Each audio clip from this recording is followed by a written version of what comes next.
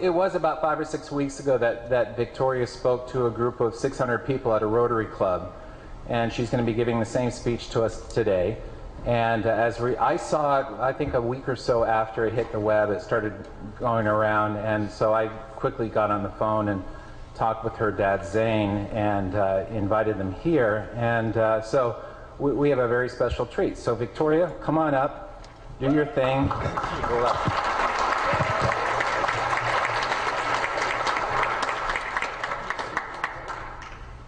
Have you ever wondered why Canada is in debt? Have you ever wondered why the government forces Canadians to pay so many taxes? Have you ever wondered why the bankers from the largest private banks are becoming wealthier and the rest of us are not? Have you ever wondered why the gross national debt is over $800 billion? Or why we are spending $160 million a day on the interest of the national debt?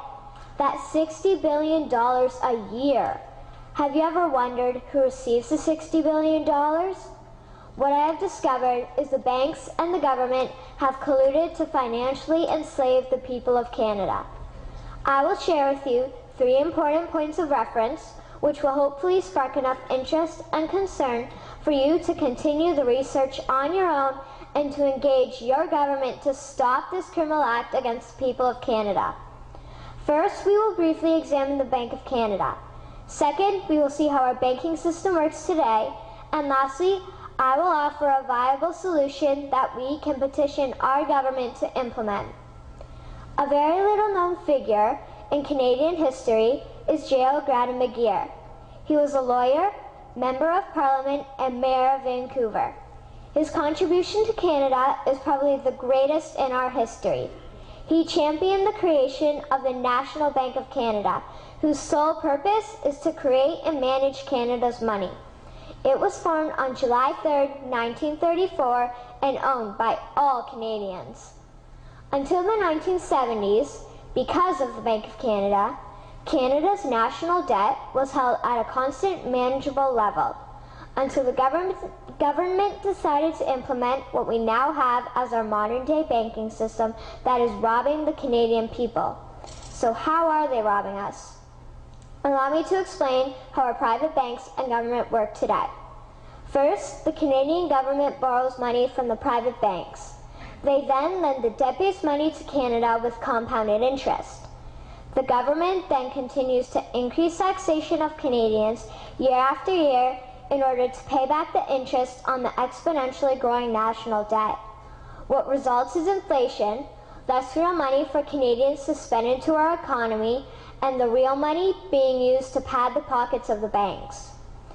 Also, the government gave the banks the ability to loan out money that doesn't exist in the form of loans.